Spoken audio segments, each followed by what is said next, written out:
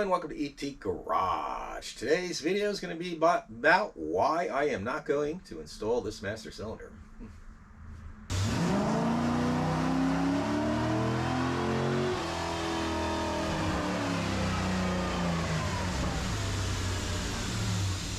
Hello, I'm Eugene Tordo, and like I was saying, today's video is going to be why I'm not installing this master cylinder. Originally, if you watched the last video, I'll leave a link up here, I believe it is, so somewhere like that, and to the last video, whether I should or shouldn't, and it turns out I'm just not going to, and the reason is, this is no longer leaking, and that's the reason I was going to replace it. It just, I don't know if I just moved it the right way. I was saying in the video, I didn't think it was from the rear of the master cylinder. It was actually coming from either one of these seals or the caps. And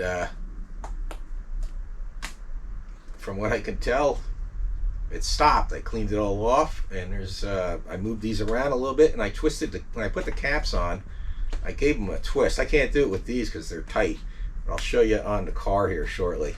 And the leak stopped, so that's all it was, I guess. I don't know if it was the caps or just need a little push on the seal, but it's working, and the brakes work great, and all that stuff. So it just doesn't make, I was going to go ahead and do it anyway. It just doesn't seem like it makes sense to go through all that trouble, and I got other things going on. So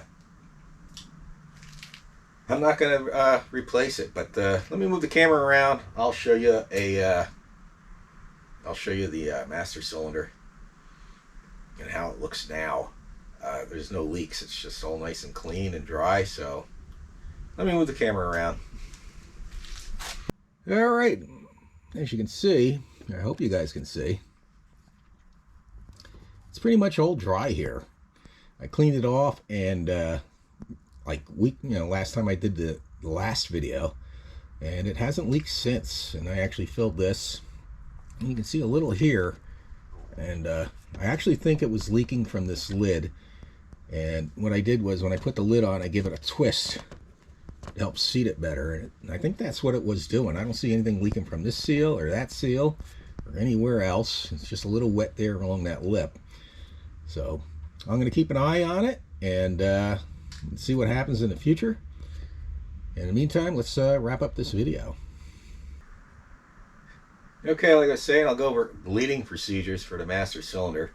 Of course, you want to follow the instructions that come with the master cylinder on bench bleeding it. This actually comes with two sets of instructions. One is to use where you would circle the lines around into the cap, and then you would bench bleed it. You would push the piston in and out with a screwdriver while it's in a vise until all the air is out. Another is you just cap them and pump it until all the air is out that way. I've never tried that method. I think I prefer the hose way, because then you can see the air coming out and circulating back in there. But once that's done and you're bolted up, you need to bleed the entire brake system. And majority of cars, you start with the wheel that is furthest from the master cylinder, which would be the passenger side rear, unless you're like in Australia and the master cylinder is on the other side. One of those cars where that's a right-hand drive. Then it would be the driver's side rear, of course. But this is where it gets tricky with the C4 Corvette, because I think it was 85 was the first year for ABS. But once they came out with the ABS system, they stuck the ABS unit in a compartment behind the driver's seat. That means these systems are real difficult to bleed and get all the air out.